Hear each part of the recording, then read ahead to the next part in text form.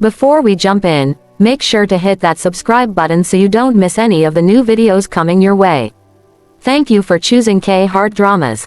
Now sit tight and enjoy this episode. Amara never liked clubs, and she liked surprises even less. But her classmates were loud, excited, and almost impossible to argue with. They kept promising her that the place they were going to was cheap fun, just a normal student hangout, nothing fancy. After 2 weeks of non-stop homework and part-time jobs, she let herself be dragged along. She should have known something was wrong the moment they stepped out of the subway in Gangnam. The streets were too bright, too clean, and too expensive looking.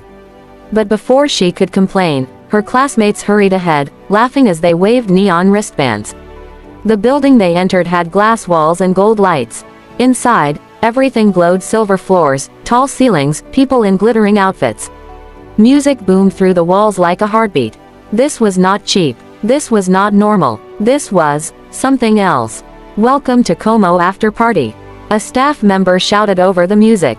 Como, as in, the K-pop group that everyone in Korea talked about. Amara froze. Wait, Kimmy, did you know this was a celebrity party? Her friend Kimmy laughed too hard. Well, technically, but it's fine, let's just enjoy. Enjoy, Amara whispered. I'm wearing jeans. Jeans. Everyone else around her sparkled. Sequins, velvet jackets, short dresses, glowing accessories. Meanwhile, she had on her old black jeans, flat sandals, and a plain green top. She looked like someone who had gotten lost on her way to the supermarket. Her classmates vanished into the crowd before she could turn and leave. Amara stood by the entrance, clutching her purse and shrinking into herself. She tried to take a step back toward the door. She bumped into someone. Hard. "Ah, sorry," she said quickly. The man she bumped into turned around. His hair was dark and soft-looking, falling over his forehead. He wore a black shirt that shimmered when he moved and a small silver chain around his neck. His smile came fast, warm, almost like it had been waiting for her. "It's okay," he said gently. "Are you all right?" Something about him stole her breath. Maybe it was how calm he seemed, or how his eyes looked like they understood she was overwhelmed. Yeah, this isn't where I meant to come," she said. He tilted his head. "Really, you don't like parties?" "I like cheap parties," she said honestly, and he burst into a soft laugh. "That's fair." He extended a hand. "I'm Ji-hoon." She blinked. The name sounded familiar, but she couldn't place it. She shook his hand. "Amara, beautiful name," he said with a smile that felt too charming to be real. "Do you want to step away from the crowd? You look like you need air." She didn't know why she said yes. Maybe because he didn't look fake like the others. Maybe because his voice had a strange softness that settled her nerves. Maybe because she was tired of feeling invisible. He led her to a quieter corner near a glowing wall panel. The lights reflected across his face, making him look like something lifted from a K-drama poster. "So," he said, leaning slightly closer without crowding her. "How did you end up here by accident?" She explained the whole thing. Her classmates dragging her out, the promise of cheap fun, her jeans, the shock of seeing celebrities everywhere. He laughed again. "Honestly, jeans are the best thing I've seen tonight." She arched her brow. "Are you making fun of me?" "No, I swear." He lifted his hands like he was surrendering. "Everyone here looks perfect. Too perfect. You look real." Her face warmed. "I don't belong here," she whispered. "Neither do I," he said softly, surprising her. She looked at him properly then. His eyes didn't look like someone enjoying a party. They looked tired, lonely, like he was desperately trying to blend in while wanting to disappear at the same time. A loud cheer echoed from the center of the room. A group of girls screamed as a K-pop idol walked by. Cameras flashed like lightning. Ji-hoon sighed. "See, not my scene." Wait, why did that idol greet him by name? Why were people bowing slightly when he walked past? Before she could ask, he turned back to her. "Come on," he said. "If we stay still, someone will drag you into a photo." She groaned. "Please no." "Then dance with me," he said, offering his hand again. She should have said no. She should have gone home. She should have stayed small and safe. But something in his eyes made her brave. She placed her hand in his. The music swallowed them as they moved into the crowd. The beat was sharp, fast, almost wild. She let her body follow it, her hips swaying as the lights painted the room in neon blues and pinks. Ji-hoon matched her movement easily, as if he understood her rhythm. She wasn't a dancer, but he made her feel like she was. Like nothing about her was out of place. Like the room had tilted to make space only for them. At some point he leaned close enough for his breath to brush her ear. "You dance beautifully." She shivered. "I'm trying," she said. "You're not trying. You're feeling." His voice dropped. "That's better." Every word, every brush of his hand, every glance he gave her made her chest feel warm and dangerous. They kept dancing until her legs grew weak. He guided her toward the bar, where he ordered 2 simple drinks, nothing fancy, nothing expensive, just something soft and sweet. "You look calmer now," he said as she sipped. "I guess," she admitted. "Maybe your face is calming." "Oh," he smiled. "You think I'm handsome." She choked on the drink, and he laughed so loudly people turned to look. She pushed his shoulder lightly. "Don't tease me. I'm not teasing. I'm fishing for the truth." "In that case," she said, her voice low because she surprised herself, "yes, you're handsome." He stared at her in a way that made her look away for a moment. "Thank you. I needed to hear something simple tonight." "What do you mean?" she asked. He hesitated before answering. "Everyone here wants something from me. A photo, a favor, a connection, or they want me to act a certain way. Perfect, untouchable. And what do you want?" she asked softly. His eyes didn't leave hers. "A night where I'm just myself." Amara felt her heartbeat in her throat. "And I'm part of that night." "Yes." His voice was almost a whisper. "You are." The room felt hotter, closer. The noise around them blurred. They talked for a long time about school, about stress, about home. Amara told him about Nigeria, about her dreams to help young girls get an education. Ji-hoon told her about feeling trapped under pressure he couldn't explain. Every moment pulled them closer slowly, gently, then all at once. Around 3 a.m., the party was still wild, but they stood in a quiet hallway away from the noise. His hand brushed hers in a soft, unsure way. "You don't have to tell me your whole story," she said gently. "I want to," he whispered. "But not here." "Then where?" He looked at her with a question in his eyes, not an assumption. "Only if you want to," he added carefully. Her heart pounded. She had never been this bold. Never been this unguarded. But tonight, she felt alive. "I want to," she said. His hand wrapped around hers, warm and steady, as he led her out into the cool Seoul night. They walked quietly, their steps in sync, the city bright around them. When they entered his penthouse, she froze again. The place was beautiful, tall glass windows, soft lights, a view of the whole city. She turned to him, unsure, but he stepped close and touched her face gently. "Amara," he said, her name soft like a secret. His forehead touched hers. She felt his breath, warm and shaky, like he was as nervous as she was. When he kissed her, it was slow, careful, asking for permission with every inch. Her hands found his shirt.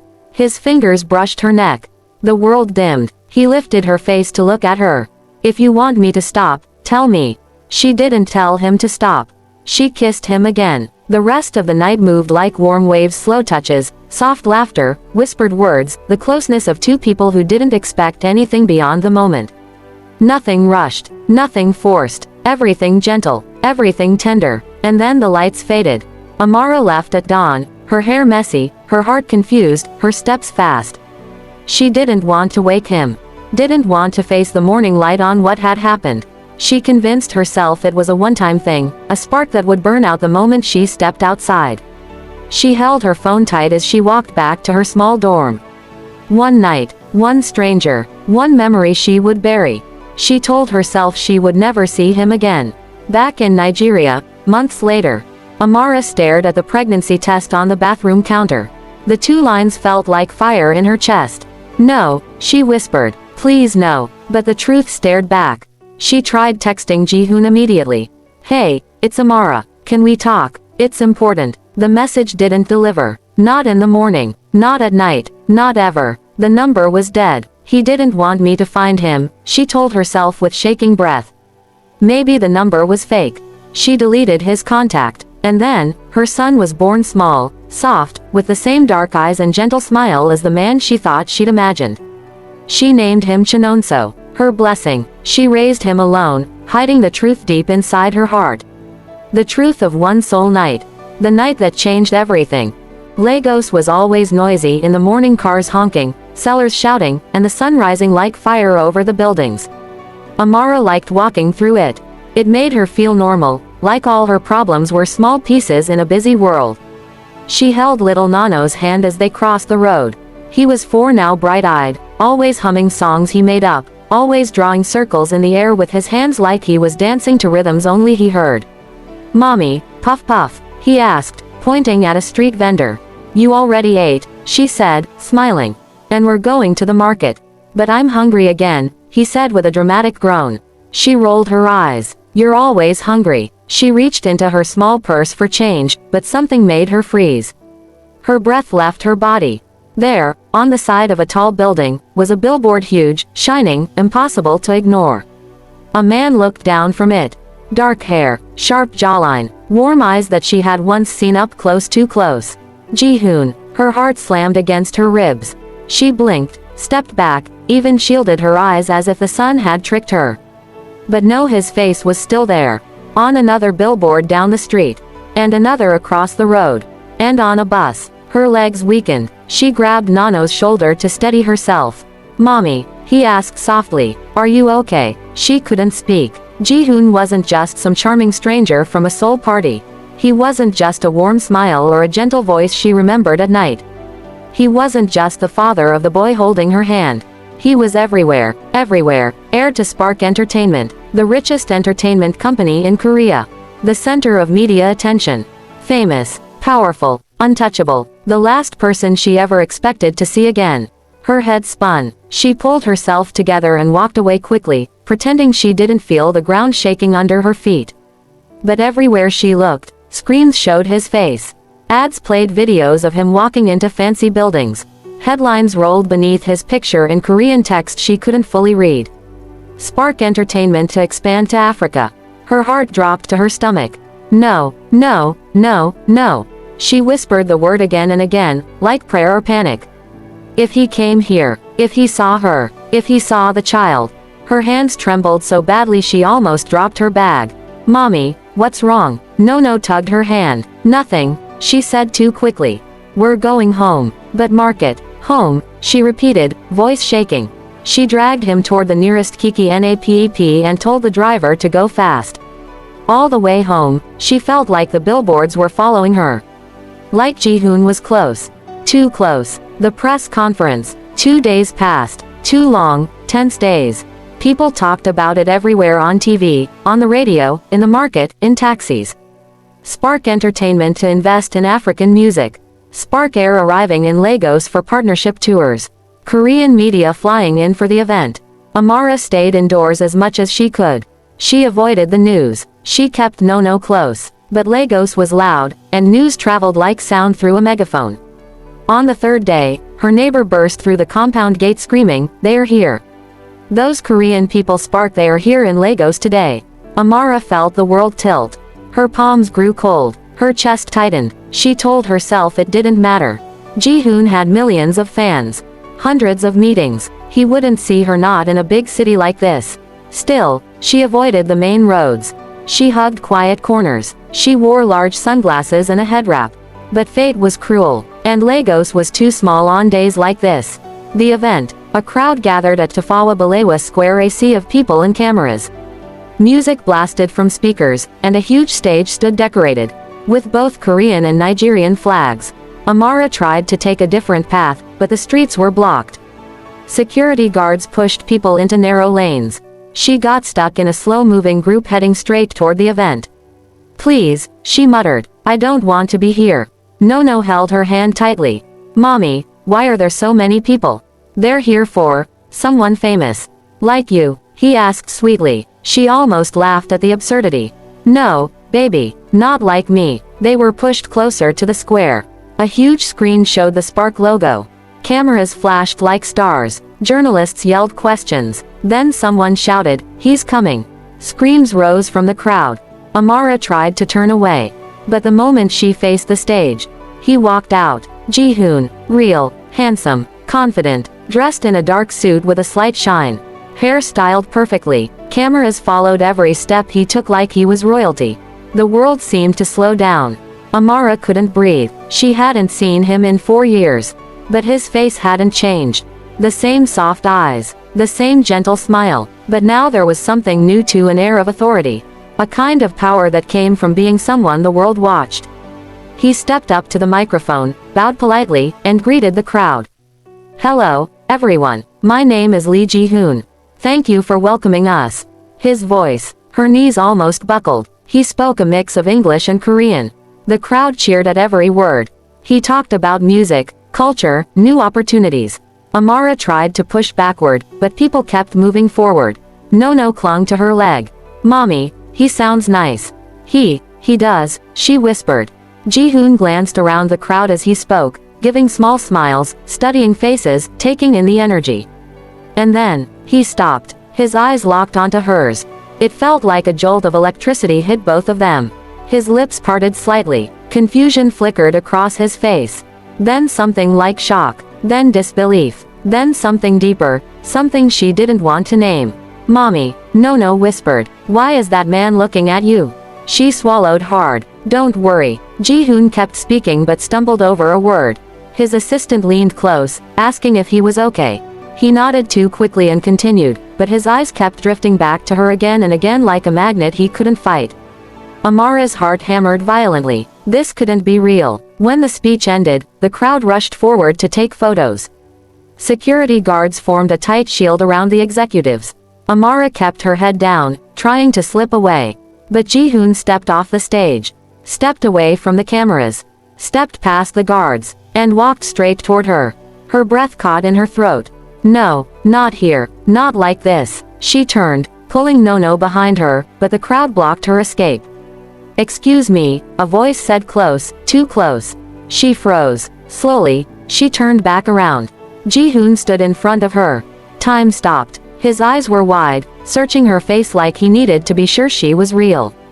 His voice came out soft, almost breathless.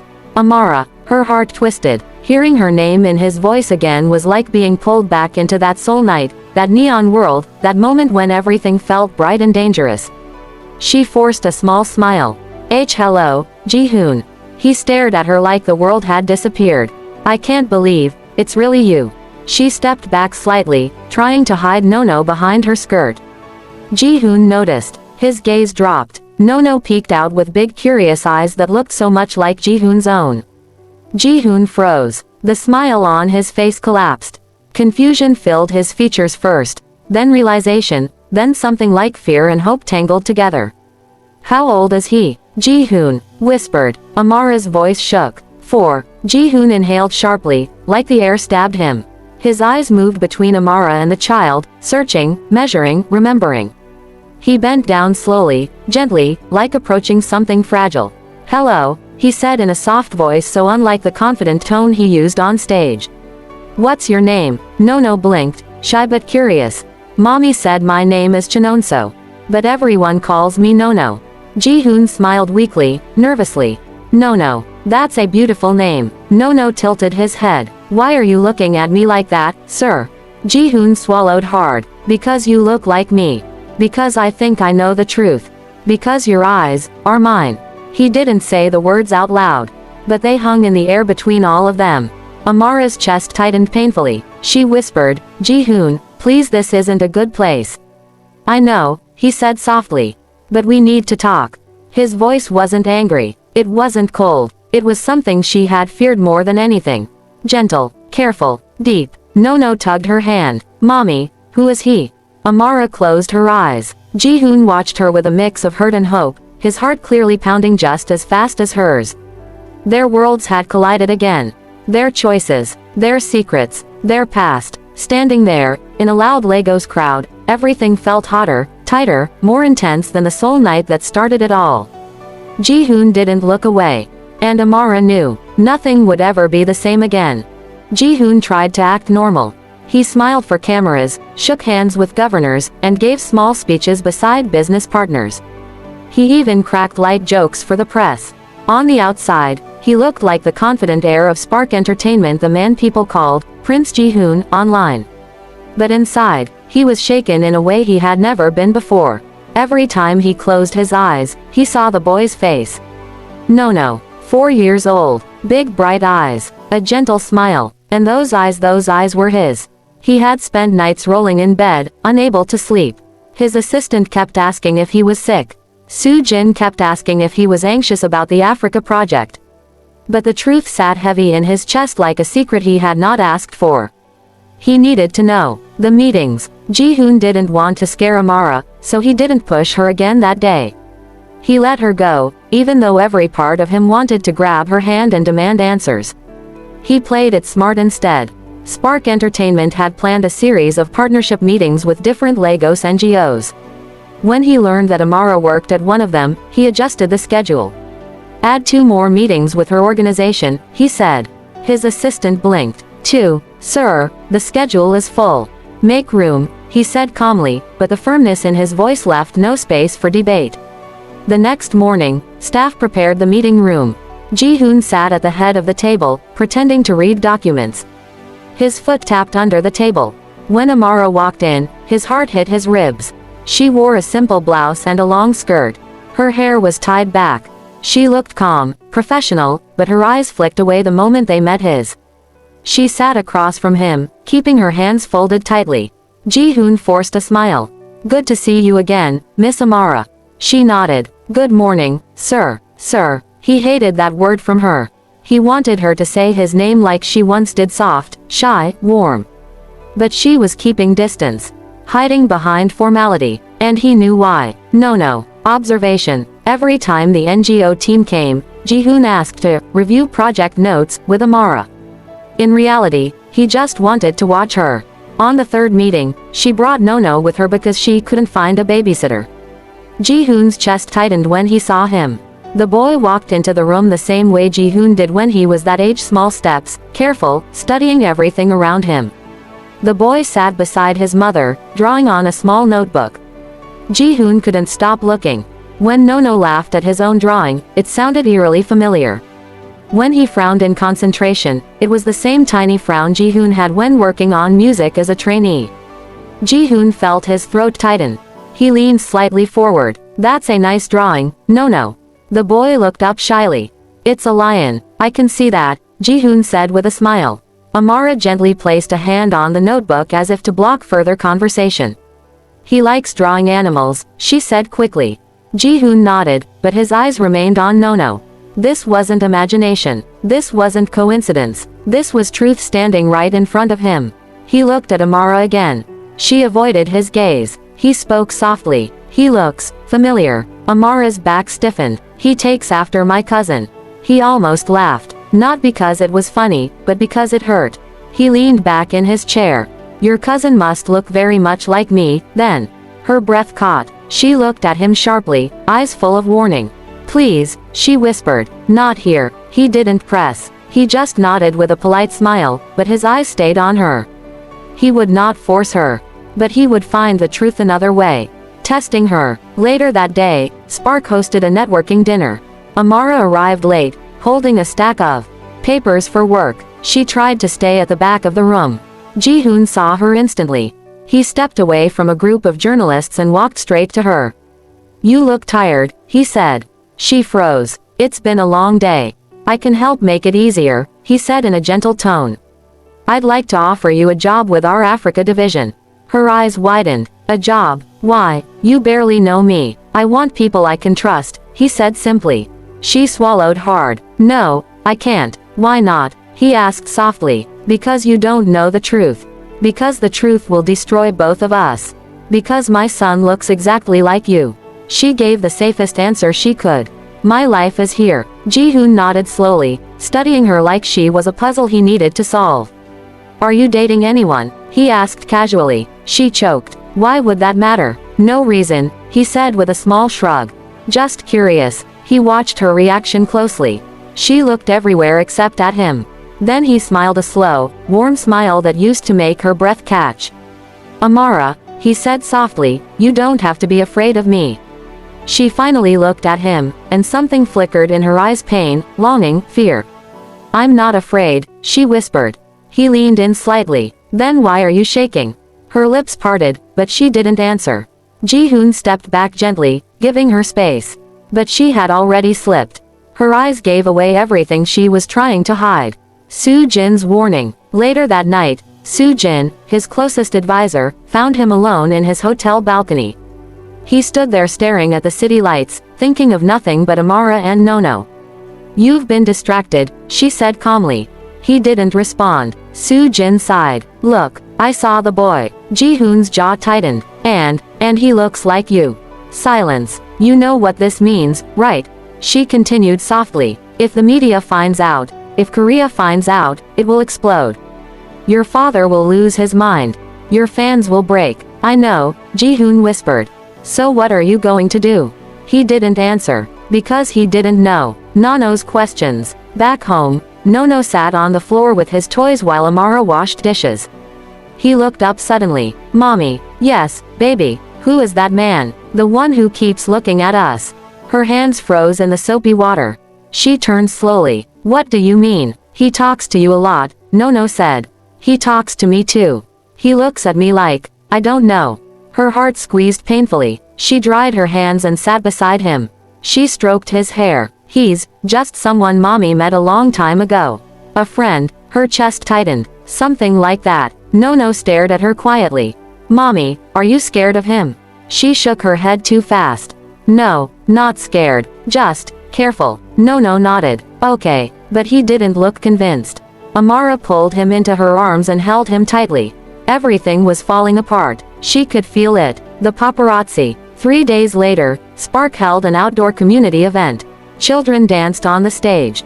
Vendors sold food. Reporters filmed everything. Nono wanted cotton candy. Amara held his hand as they walked through the crowd. Ji-hoon spotted them almost immediately. He excused himself from a group of officials and walked toward them slowly, as if he didn't want to spook a wild bird. "Nono," he said with a gentle smile, "having fun?" Nono nodded shyly. Amara tried to step away, but Ji-hoon crouched down and extended his hand toward Nono. "Come here," he said softly. Nono reached out without fear, slipping his small hand into Ji-hoon's. It was innocent. It was natural. It was heartbreaking. Ji-hoon felt something warm in his chest, something he didn't know he could feel.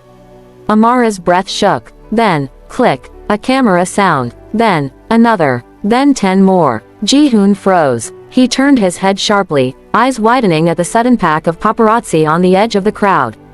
Cameras lifted like weapons. Flashes exploded. Reporters yelled questions. "Mr. Lee, who is the woman? Is that your child? Are you hiding a family in Africa?" Amara went pale. Ji-hoon stood up quickly and pulled Nono gently behind him, shielding him. Security rushed in, shouting at photographers. Amara grabbed her son and backed away. Ji-hoon reached toward her. "Amara, wait." But she was gone, running through the crowd, clutching Nono like her life depended on it. Ji-hoon stood there breathing hard, his heart pounding in panic.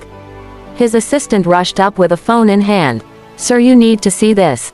A breaking news alert already flashed across the screen. There, on the front page of the biggest Korean gossip site, was a fresh photo. Ji-hoon holding Nono's hand. And the headline screamed, "Spark heir hiding secret family in Africa." Ji-hoon's blood ran cold. This was only the beginning. Thanks so much for watching K-Heart Dramas. If you enjoyed it, don't forget to like, subscribe, and hit the bell so you never miss an episode. Drop a comment below. I'd love to hear what you think.